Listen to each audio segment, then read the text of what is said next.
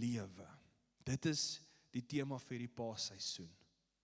En is belangrik dat ek en jy sal besef en verstaan, dat ons kyk altyd na die opstanding van Jesus, dan sien ons die lewe. Maar die lewe het al begin by die kruis. Lewe. God is 'n God van lewe.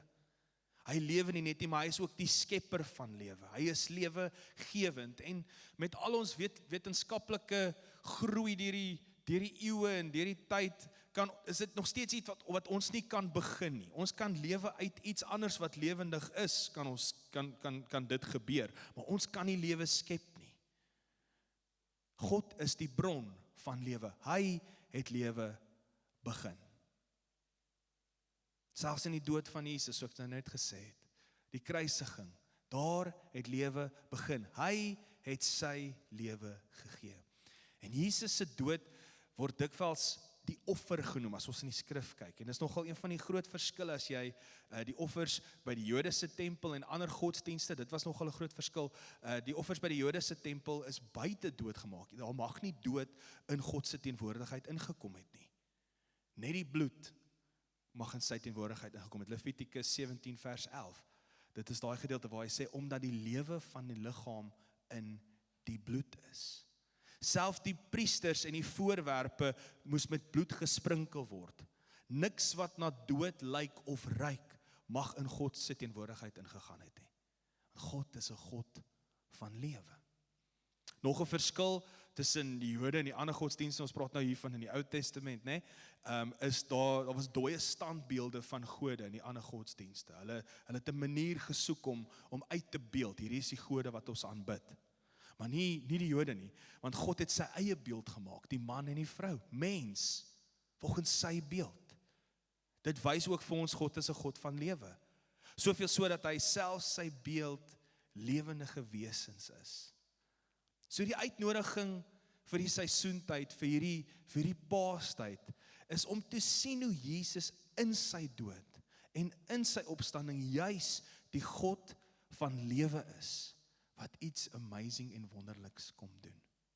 Jesus het gesê in Johannes 10 vers 10, en ons almal ken hierdie skrifte, maar daar's soveel waarheid hierin. Ek het gekom sodat julle lewe kan hê en dit in oorvloed.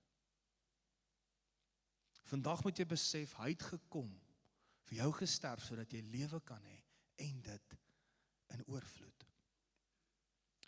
So die vraag wat ek jou vanoggend wil vra is, hoe dink ons oor die lewe? Dis amper asof die lewe vir ons baie keer, jy weet, dis soos 'n trappe van vergelykingssituasie. So eerstens het jy dood, dan het jy lewe, een van die twee. En daai lewe is amper soos 'n, jy weet, jy oorleef. Dis oorlewing. Ek is in hierdie lewe. En dan het jy amper die beter lewe. Ons praat mos baie keer so, ja, hierdie is nou die lewe. Dit is amper asof ons heeltyd soek na iets beter. The good life. Jy al oor daai advertensies gesien, né? Die hele advertensiewese is opgebou op die idee dat daar 'n beter lewe is. Daai ou wat hierdie kar ry of hierdie, en daar's niks fout om suksesvol te wees nie, maar dit skep altyd baie keer vir ons hierdie prentjie, né? Hierdie tipe lewe, as jy hierdie ding kan kry, as jy hier kan bly, as jy hierdie kwaliteit van leefstyl het, dis die lewe. That's the life. Dis mos wanneer hulle ook aftreeoord advertensie aan die ou 70, maar hy lyk 40. Want dit is waarna jy moet streef. Dis die lewe. Kyk, met my is dit andersom. Partykeer as ek vir mense sê hoe oud ek is, dan kyk hulle so vir my sê, hier is my maat, sterkte met die volgende 20 jaar. Hy is inverted, maar dis okay. Dan sê ek net, sê hulle, nee, maar dis as gevolg van die feit dat jy so volwasse is. As ek bly net stil, jy maak dit erger. Maar sê nou daar het iets so wonderlik gebeur, dat daar 'n nuwe kategorie is, as dit by lewe kom. Nie net meer dood nie, nie net meer lewe en hierdie beter lewe nie. Dink gou aan donkie jare terug, toe mense nog met donkiekarre gery het, van ons, nee, ek dink nie enige iemand hier sal dit kan onthou nie, ek weet nie, maar dink gou aan toe daar nog perrekarre was, nê, mense moes nog stap en op donkies moet sit. Nou sê nou, toe jy nou daar geleef het en iemand sou vir jou kom sê het, daar kom 'n nuwe vervoermiddel. Hierdie perd gaan op 'n badge kom, hulle gaan hom 'n Mustang noem en hy gaan baie vinnig wees. Perdekrag is nie meer fisies die perdekrag nie, maar dit gaan nou omskep word in iets anders, in 'n masjien. En mense sal vir gekyk het as jy mal. Wow, wat is 'n masjien? Wat is dit? Wat beteken dit? Dit het gekom en alles het verander. Alles het verander. As jy vir iemand daai tyd dit sou gesê het, sou hulle vir jou net weird aangekyk het. Wat as iets soos dit gebeur het as dit by lewe kom? Dat God wat lewe geskep het aan die begin, iets so groot kom doen het, en dat dit 'n nuwe tipe lewe na ons wêreld toe gebring het. Hou dit in gedagte, 'n nuwe tipe lewe, iets wat in 'n ander kategorie is. Nou gaan ons 'n skrifgedeelte saam lees. Dit is een van die kernskrifgedeeltes vir die jaar, en dit kom by 2 Korintiërs uit. Ons journey hierdie hele jaar bietjie met Korintiërs, jy sal dit al agtergekom het, dat ons so bietjie met die boek 'n pad stap, en is een van die skrifgedeeltes 2 Korintiërs 4 vers 6. Nou, net om vir jou konteks te gee, Paulus skryf 2 Korintiërs, en hy het eintlik begin met, kyk, dis mos 2 briewe, so daar's mos nou nie eintlik, soos ons vir jou laasweek ook, Jaco het so mooi gesê, het sê, daar's nie eintlik verse en hoofstukke nie, dis eintlik net 'n brief gewees, dis net vir ons om makliker te verstaan, dat die hoofstukke en die verse ingesit is. So Paulus skryf die eerste brief aan die gemeente van die Korinte. Nou, in daai gemeente, nou lyk dit asof van hierdie mense sy gesag verwerp. Hulle is ontstel deur Paulus se eerste brief, want hy het hulle kom skok. As jy bietjie nou saam met ons reis in die Korintiërs journey, in expedition en in journey, dan sal jy sien, hy het nogal met die redenasies iets kom breek met 'n gedig, met 'n stuk worship. Hy praat hy oor die liefde. Hulle vra wat is die beste gawes, wat is die beste bedieninge, en dan kom hy en sê, praat ek die tale van engele in aanbidding en in alles wat ek doen, en my gawes, as ek nie liefde het nie, beteken dit niks. Dan is dit vals. Nou lyk dit asof daar sprekers gekom het en iets van 'n negatiewe attitude teen Paulus aangeblaas het. Nou kom Paulus en sy respons, ek love it, hy skryf nog 'n brief. Hy staan nie terug nie, hy skryf sommer nog een, hy sê, luister, julle moet iets verstaan. En van die einde van hoofstuk 2 tot hoofstuk 6, skryf hy hoe God sy apostoliese bediening en die span gebruik het, om die geboorte van hierdie gemeente te fasiliteer. Onthou, hy het hierdie gemeente begin. En dit wat hy skryf vir hulle apostoliese bediening en vir die gemeente, daar leer ons so baie van Jesus. Ons leer so baie oor Jesus in hierdie gemeente. Nou kom ons lees gou 2 Korintiërs 4 vers 5 tot 6. Hy begin en sê, ons verkondig immers nie onsself nie, maar Jesus as die Here. Verkondig beteken om te proclaim after the manner of a herald, always with a suggestion of formality, gravity and authority. Dit is nogal groot. Nogal groot as Paulus kom, hy sê, ons verkondig immers nie onsself nie, maar Jesus Christus. Kan jy voel the gravity of the situation? Ons verkondig die autoriteit, die gesag van Jesus Christus, nie onsself nie. Hierdie brief wat ek vir jou skryf, kom nie uit my uit nie. Ek verkondig die gesag van Christus. So dis 'n koninklike aankondiging. Hulle verkondig nie hulle self nie, Jesus as die Here. Dit is baie teenstrydig in daai tyd, ons het al hieroor gepraat, nee, die keiser vir die Romeinse ryk, Caesar is Lord, dit was een van die hoofopskrifte, oral waar jy gestap het jy gesien, hy is die Here, hy het homself gesien as die Here. Hy was die allerheerser oor die Romeinse ryk. So Paulus se aankondiging is dat die koning wat God vir Israel beloof het, die Christus, Jesus is. Hy is nou die Here. En kom ons sê dit net weer, dit was die eerste betekenis wat die eerste Christene aan Jesus se opstanding geheg het. Onthou, die vraag was, is Jesus die Christus? Is hy die gesalfde koning? Dit was die vraag voor sy kruisiging. En is duidelik dat Jesus so geleef het, dis duidelik dat hy so gedink het. En hier kom hierdie magtige empire, wat die wêreld nog gesien het, hierdie Romeinse ryk, die mees gesofistikeerde godsdiens, wat die wêreld nog gesien het, die Joodse godsdiens. Hulle het gewag vir hierdie koning, maar hier kom hulle kom by mekaar, en hulle kruisig Jesus, want hulle sien hom, en hulle dink aan hom as hierdie wannabe koning. En hier kom God, en hy wek hom uit die dood uit op. En daarmee verklaar hy, Jesus is die Christus. Hy is die Here. Ek kan gaan lees in Handelinge 2, die eerste preek oor Jesus. Dis wat Paulus se aankondiging is die heeltyd, waar ook al hy gaan. Jesus Christus is die Here. Hy gaan verder, hy sê, en onsself as julle diensknegte ter wille van Christus. Ons verkondig immers nie onsself nie, maar Jesus Christus as die Here, en dan onsself as diensknegte ter wille van Jesus. Dit is eintlik as gevolg van Jesus. As gevolg van sy koningskap, as gevolg van sy heerlikheid, as gevolg van sy krag. Jesus het alles kom herdefinieer. Ek dink aan 'n sang wat Passion geskryf het so 'n paar jaar terug. Ek wil vir julle die lyrics net sê, ek het nou vergeet om dit op die bord te sit, maar hoor net gou mooi is dit.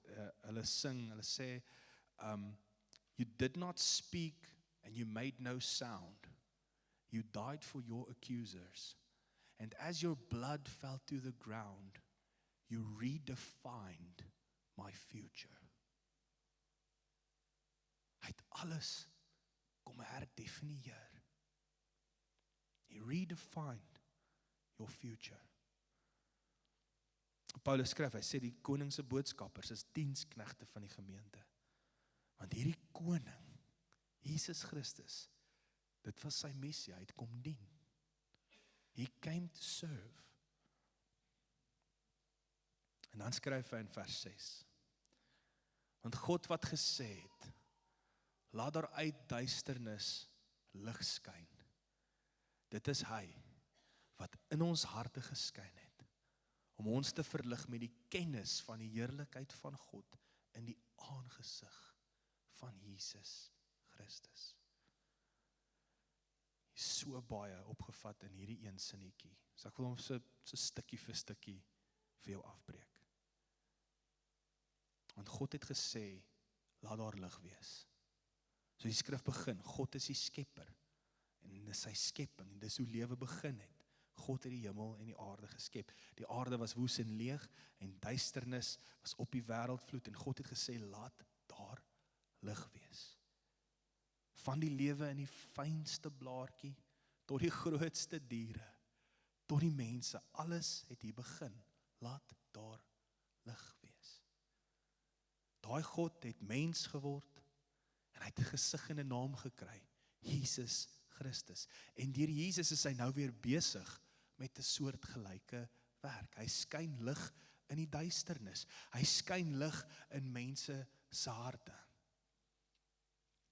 En ek weet waar ons nou sit, sien ons dit nie. Dit voel nie altyd vir ons soos 'n realiteit nie. Maar ek wil jou nooi, hierdie lig wat in jou hart skyn. Onthou julle daai ou liedjie wat ons in kleuterskool gesing het, This little light of mine, I'm gonna let it shine. This little light of mine, I'm gonna let it shine. Onthou julle dit? Yes, jy wil soms so begin wieg. Leer dit vir ons kinders. Daai lig in jou is die lig wat lewe bring. This little light of mine, it brings forth life. In 'n wêreld wat ons sien dit nodig het. Daar's oorloë, daar's risie, daar's challenges. Ek sê nou vir die ouens so daar agter staan. Jy besef volgende week verander 'n klomp goed in die stand van ons wêreld. Net hier hoe ons dit voel. Petrolprys gaan op, die petrolprys veroorsaak dat die kosprys opgaan. Mense begin paniekerig raak, hardloop in Pick n Pay en gaan koop al die toiletpapier. Ons is weer daar. This little light of mine that brings life. We need to let it shine.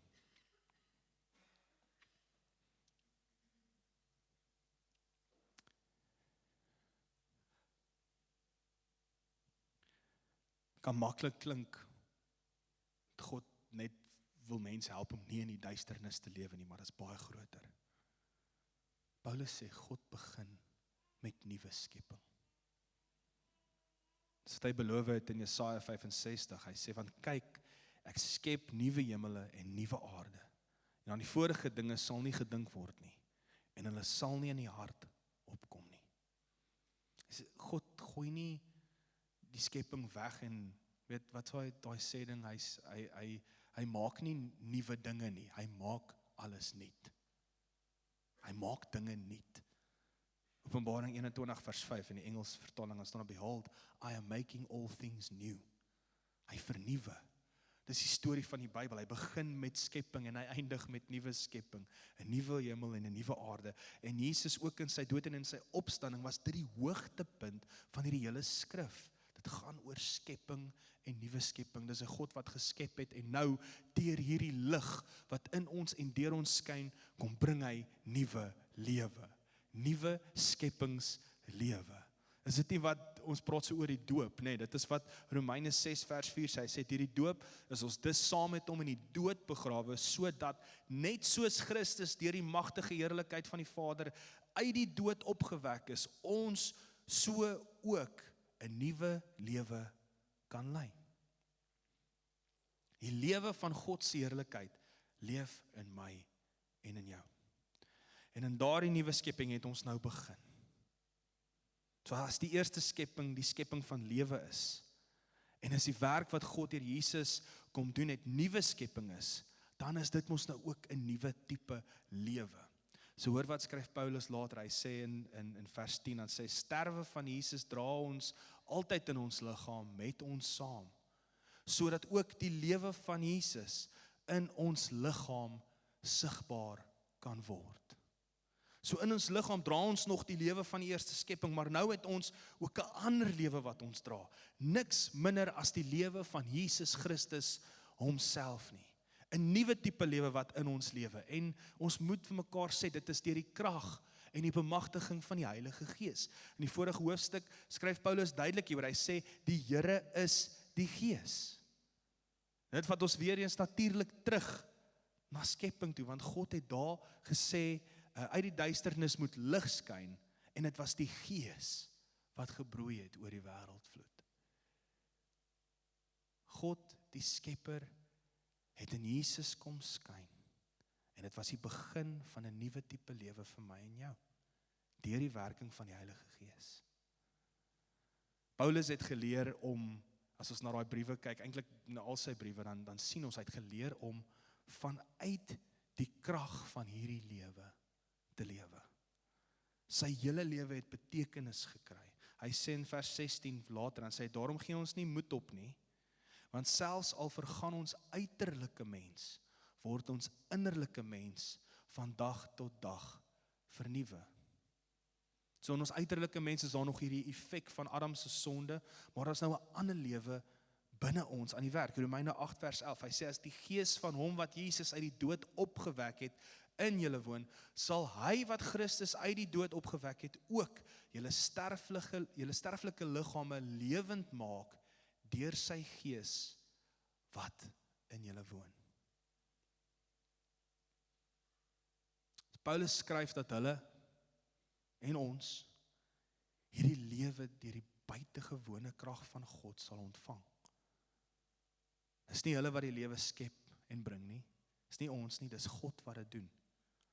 Vers 7 dan sê hy, hierdie skat het ons in kleipotte, sodat die buitengewone krag duidelik van God kom en nie van ons nie. Die buitengewone krag van God leef in my en jou. Dit leef in ons gemeente, in hierdie eklesia. In Korintiërs 12 vers 3, niemand kan sê, Jesus is die Here, behalwe deur die Heilige Gees nie. Die Heilige Gees is die een wat hierdie lewe in ons kom energize. Dit bemagtig ons om 'n ander tipe lewe te leef, 'n opstandingslewe, 'n lig wat skyn en lewe bring waar ook al ons gaan. So die uitnodiging vir die Paasseisoen is om opnuut bewus te raak van die lewe wat Christus in jou kom sit het, hierdie nuwe tipe lewe wat Christus bereik het deur sy dood. Ek hoor nou die dag so 'n mooi storie. Gerard vertel my hoe toe hy 'n jong seun was, het 'n oom vir hom gesê, nou maak die bloed van Jesus jou skoon genoeg dat die Heilige Gees in jou kan woon. Vers 20 gaan sê Paulus, ek is gekruisig met Christus. Ek leef nie meer nie, maar Christus leef in my. En hy skryf vir homself, maar jy moet onthou, in vers 16 dan sê hy, maar daarom is daar aan my barmhartigheid bewys, dat Jesus Christus in my as die vernaamste al sy lankmoedigheid sou betoon, om 'n voorbeeld te wees van die wat in hom sal glo tot ewige lewe. Hy skryf vir homself, maar hy sê, ek is net 'n voorbeeld. En 'n voorbeeld is eintlik, ek is 'n patroon. Dis letterlik wat dit beteken. Vir die wat in hom sou glo tot die ewige lewe. Hy as die vernaamste sondaar, hy Paulus, dis waarvan hy praat. En hy was dit, want hy het die kerk mos vervolg. Hy het die mense van Jesus vervolg. En hy het hierdie lewe probeer stopsit. Hierdie lewe wat Christus deur sy mense wil bring aan ander, het Paulus probeer stopsit. Maar Jesus het fisies aan hom verskyn. Nou, hoe en wat presies daar gebeur het, dit kan nie verduidelik word, want Jesus was klaar in die hemel. Maar 'n helder lig het op hom geskyn. Hy het Jesus gesien, hy het Jesus gehoor. Nou, daardie selfde lig, sê Paulus, het in elkeen wat in Jesus glo, kom skyn. Hy gaan aan en sê, en ek wat nou in die vlees lewe, leef ek deur die geloof in die Seun van God, wat my lief gehad het, en homself in my oorgegee het. Hy sê, dis nie ek wat meer lewe nie, dis Christus in my. Dis nou ook ons patroon. Die ewige lewe is nou in ons deur die Gees van Christus. En die uitnodiging is om bewus te raak van hierdie lewe. Wat is die aard van hierdie opstandingslewe? Wat is die aard van hierdie nuwe tipe lewe? Ek lees vir jou vers 6. Hy sê, want Christus Jesus het nog die besnydenis, nog die onbesnedenheid, enige krag, maar die geloof wat deur die liefde werk. God skep nie, hy skryf nie sy skepping af nie, want hy het lief. Hy word mens, want hy het lief. Hy gee sy lewe, want hy het lief. Hy maak nuut, want hy het lief. Dis die geloof wat deur die liefde werk.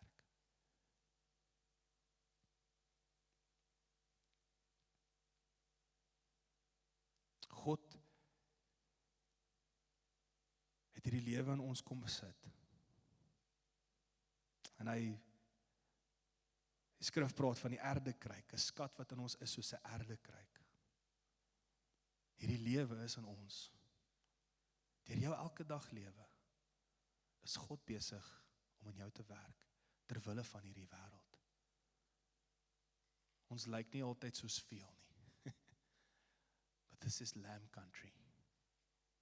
Hy stuur ons uit soos lammers tussen wolwe, sodat ons wêreld kan verander. Was hier 'n mooi storie van 'n Britse ambassadeur in die VSA net na die Tweede Wêreldoorlog, aan die begin van die Koue Oorlog, en hierdie ambassadeur moet baie vertroulike inligting heeltyd navigate en dit by die ouens uitkry. Natuurlik nou tussen die VSA en Britannia. So hulle het heeltyd hierdie spesiale koerier gebruik om hierdie inligting heen en weer te kry. Hy sê die heel belangrikste inligting het hy nie met 'n koerier gevlieg nie, maar deur die gewone posdiens aangestuur, want die vyand sou dit nie verwag het nie. Deur jou elke dag lewe is Christus besig om deur jou te werk. Die belangrikste nuus, Jesus Christus, die goeie nuus, hy is die koning, is deur my en jou, gewone mense, in 'n gewone omgewing, besig met God se werk. Ek gaan die worship team nooi om saam met my op te kom.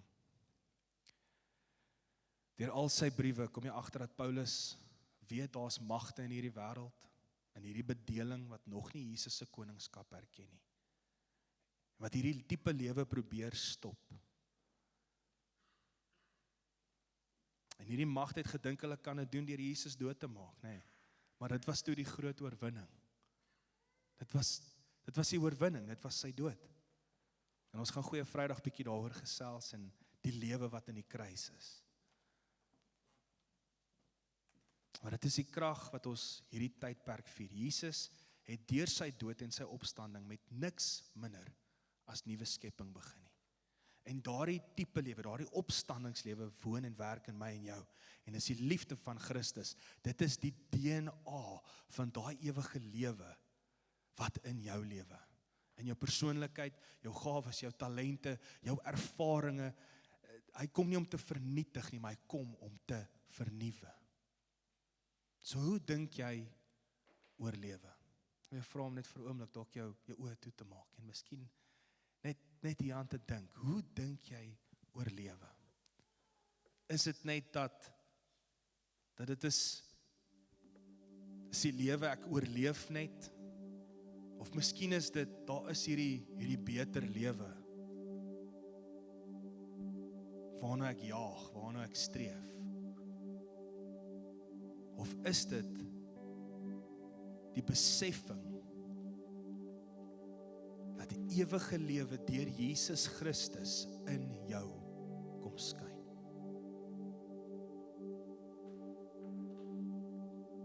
Besef jy, die ewige lewe van Christus skyn in en deur jou. Dis Christus se lewe in jou lewe, sodat jy